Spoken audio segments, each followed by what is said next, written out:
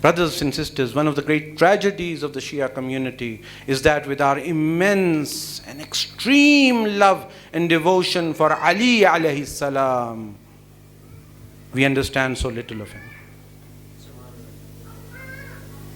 And we try to bring him down unconsciously, obviously unconsciously, because alhamdulillah, all of this love is sincere love.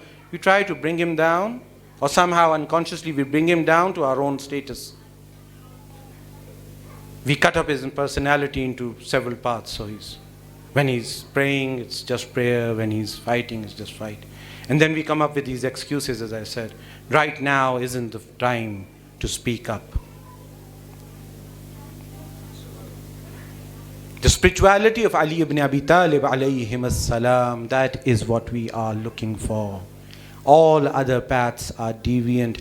Just as the politics of Ali ibn Abi Talib is the only politics we are looking for. All other paths are deviant and corrupt and rejected by the Shia of Ali ibn Abi Talib alayhi salam. Politics that is devoid of spirituality. And spirituality isn't a footnote for politics, brothers and sisters. Learn from our shuhada. Learn from Haj Qasim Soleimani. Spirituality is in the very soul of our politics. Second by second, every political action, true political action by the true trustees of Islamic politics is ingrained, is immersed, is pervasively imbued with spirituality. And vice versa. Every act of spirituality is also political in nature. Every act of spirituality. But the problem is, Shaitan has come into our minds and he has turned these definitions around. So politics has become something different from religion. Religion has become something different from politics. Even Shariat and Tariqat, they have made up these two things. Jurisprudence is something and spirituality is something else. I heard even from a teacher, a low-level teacher, here in Qom, saying this once. And then we had a discussion. I said to him, our ulama, they teach us something else. Allama Tabatabai, Allama Misbah Yazdi, Allama Jawadi Amuli. These contemporaries. Shaheed Mutahari, they teach us something else. Brothers and sisters, jurisprudence is the same as spirituality. When you're going, I'm going to take up this example because this is the most mundane thing that you can do. Something that we take completely for granted. Brothers and sisters, when you go to re-establish your wudu, right? You go to the restroom. Even there, Islam has taught you spirituality. Just a little sneak peek into this. Do you know the dua when you come out of the restroom? Right? I'll translate it quickly, and then the last section is very interesting for me. It says, Alhamdulillah allazi azhaba anni adahu. I praise Allah subhanahu wa ta'ala who azhaba or akhraja anni adahu, who removed from me the bad influences, the bad consequences of food. Wa abqa fiya. Please recite a salawat.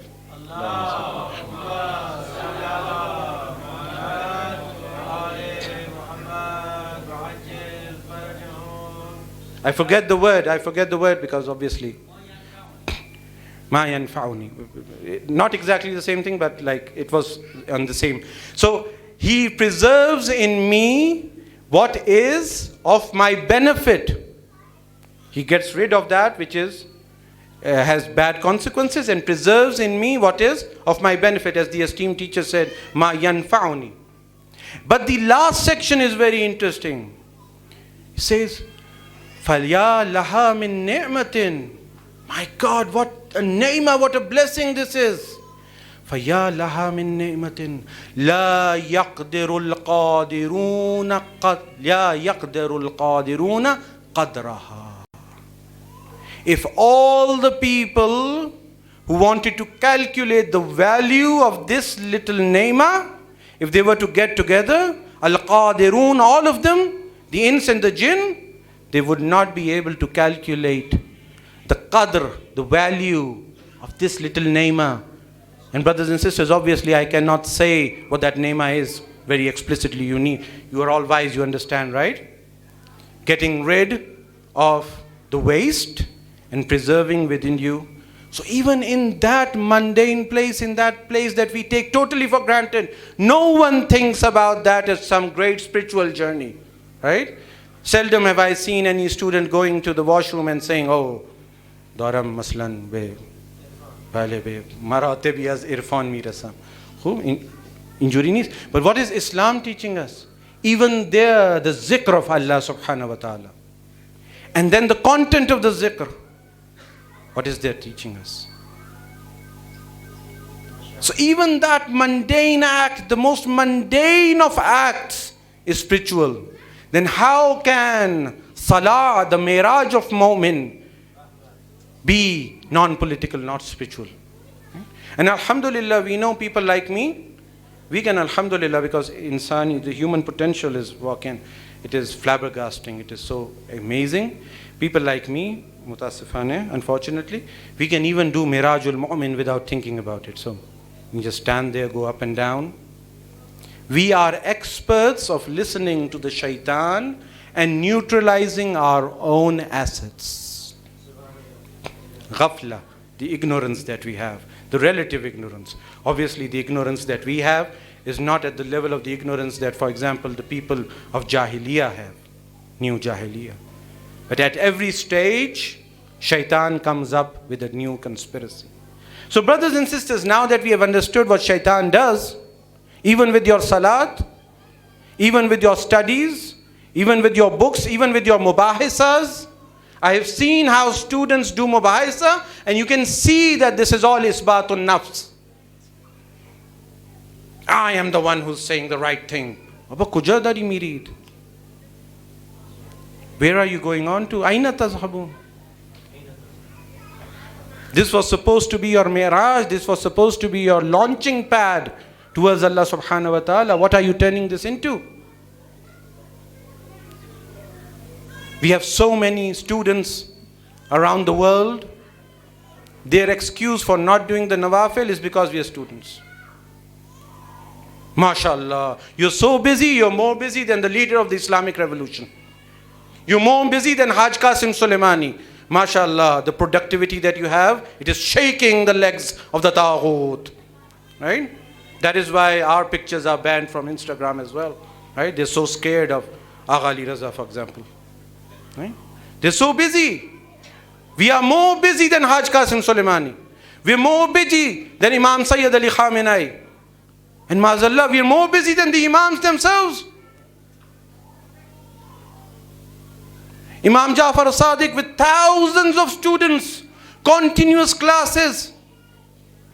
We are more busy than him, alayhi salam. Right? These excuses, and how easily we accept these excuses. It's as if we are already ready, like come, brother Iblis. Tell me the next excuse. I'm like I'm out of excuses right now. Right? So now let's jump forward with the salawat to Ramadan as well. Sallallahu. Allahumma salli ala Muhammad wa ali Muhammad wa ajil farajahum. So Ramadan. Yeah, inshallah. Allahumma salli ala Muhammad wa ali Muhammad wa ajil farajahum. Whoever wants me to finish up quickly, a loud salawat. Allahumma salli ala Muhammad wa ali Muhammad.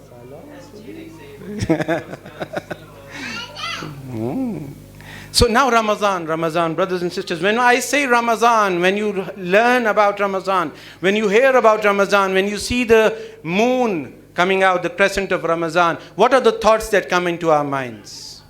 Right? Iftar, fasting, suhoor, getting together with our parents, our families, getting together with our friends at times of iftar and suhoor, right? And then obviously purification, self-purification.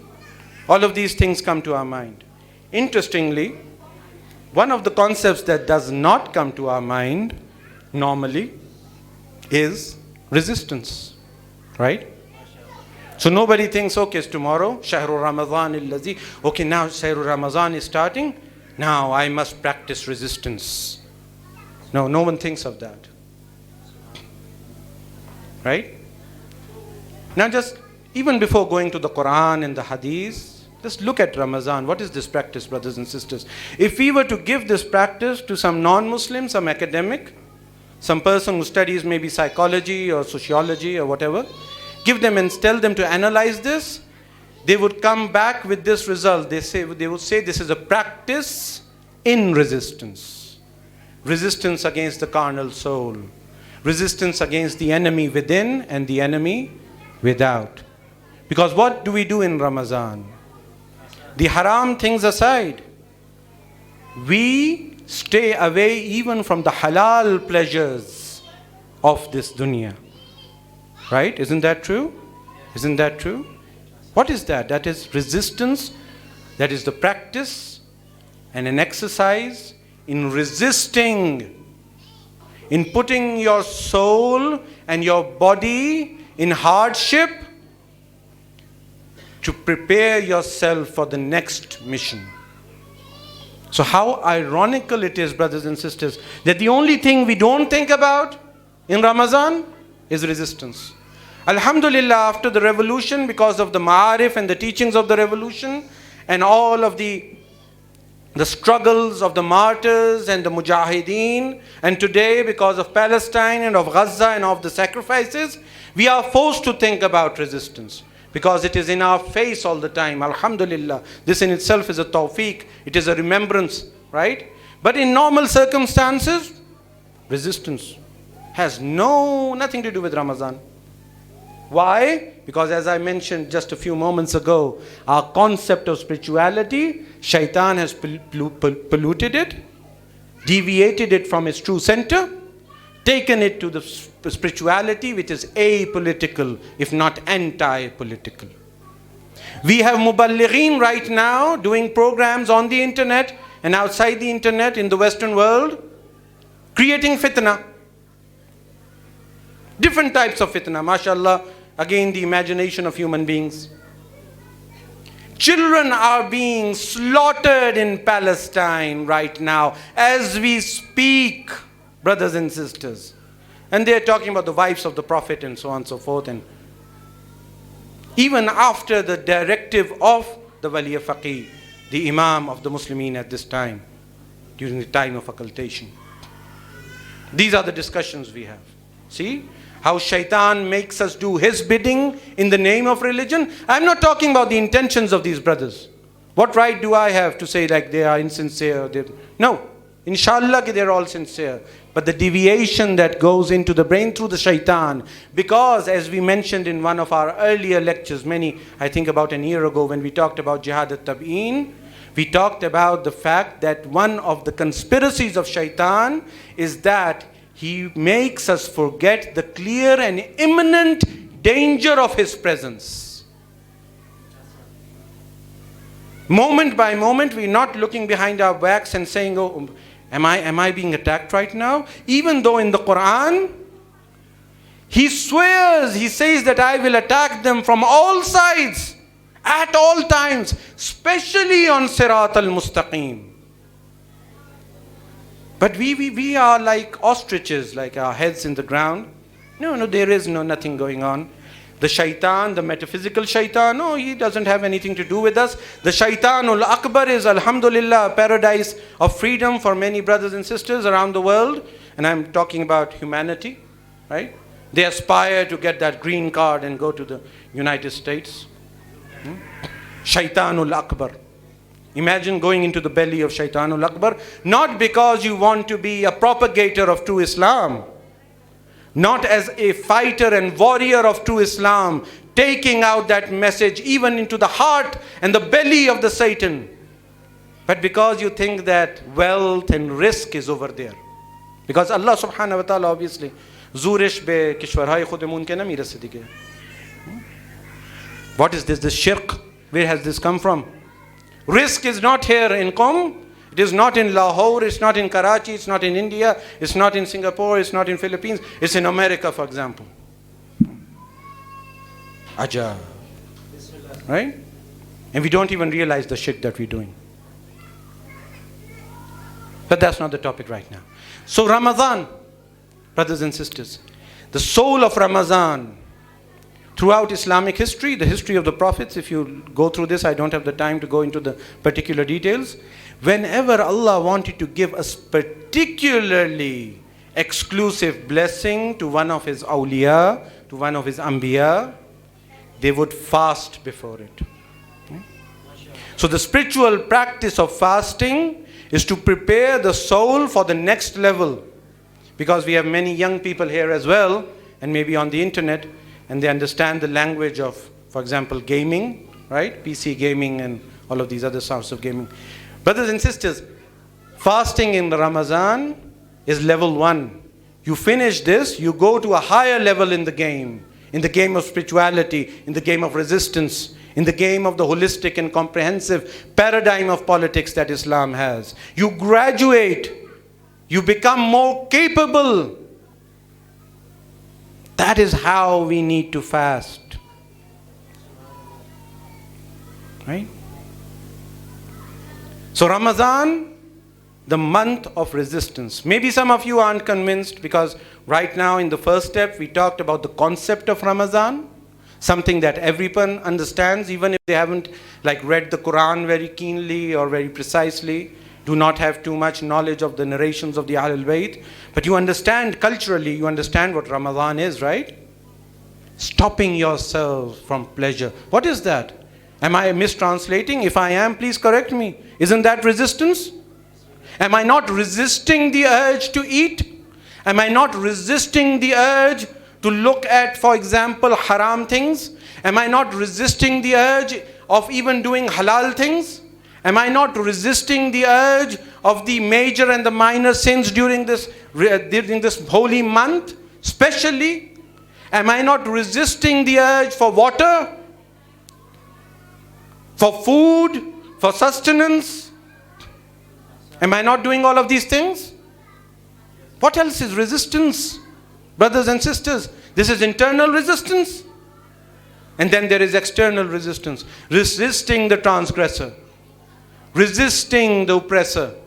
Resisting those people who want to take you out of the servitude of Allah subhanahu wa ta'ala, out of the path of the monotheistic system of Allah subhanahu wa ta'ala, and make you a follower of hundreds of idols.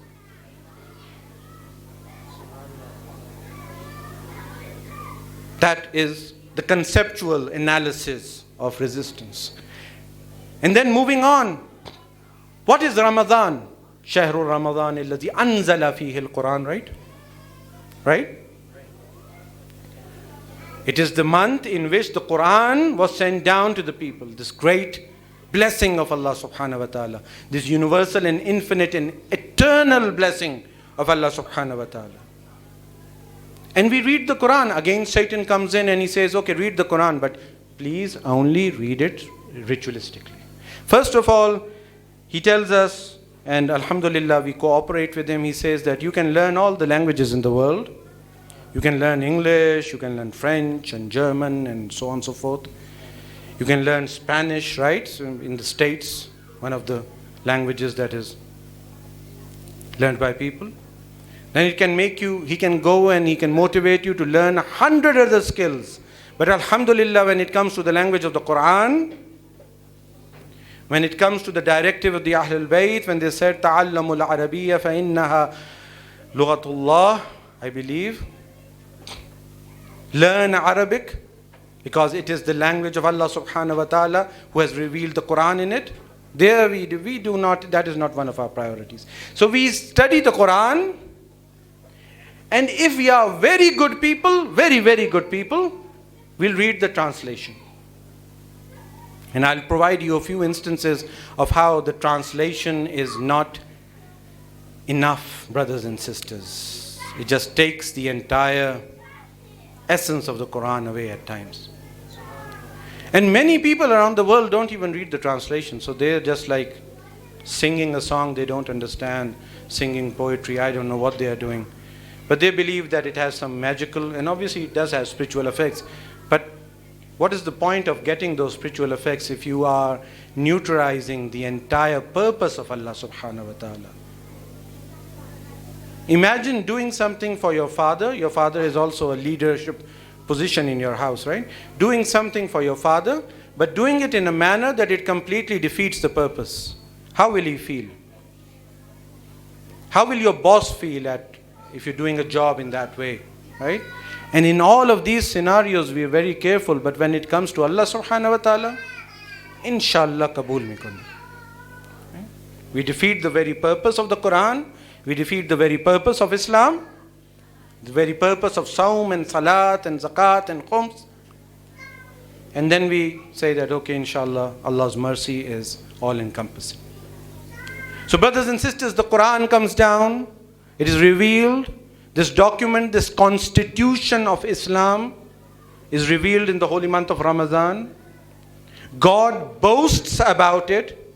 He says, this is what I have given you in Ramadan. And then, parallel to this, it is also the month of Quran and Natiq of Amirul Mu'mineen. Just a few days from now, we'll be mourning the martyrdom of the Quran and Natiq, the speaking Quran, the manifested Quran, the embodiment of the Quran. So the entire focus of all of existence, all of the malaika, the angels, the jinn, all of the metaphysical souls of the humans in the holy month of Ramadan is towards the Quran. The essence, the spiritual truth of the Quran.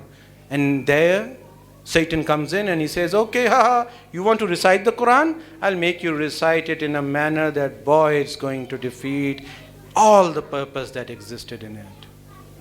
And Imam Jafar Sadiq alayhi salam, he taught us this in the dua of the qiraat of the Quran, the dua of the recitation of the Quran. One of the sentences there is that, O Allah subhanahu wa ta'ala, I seek your protection from the qiraat, from the recitation which has no tadabbur, no thought, no pondering in it. He's seeking refuge from Allah subhanahu wa ta'ala. It's like the parallel of saying A'udhu Billah is the same word, right? A'udhu Billah. Where do we say this most often? From shaitan. What is the parallel? What is the connection? Because when you are reciting the Quran without thinking about it, without pondering upon its message, without absorbing its message, then there is the foot tracks. They are the fingerprints of shaitan all over this. You have been hoodwinked. You have been fooled. You have been conned, brothers and sisters.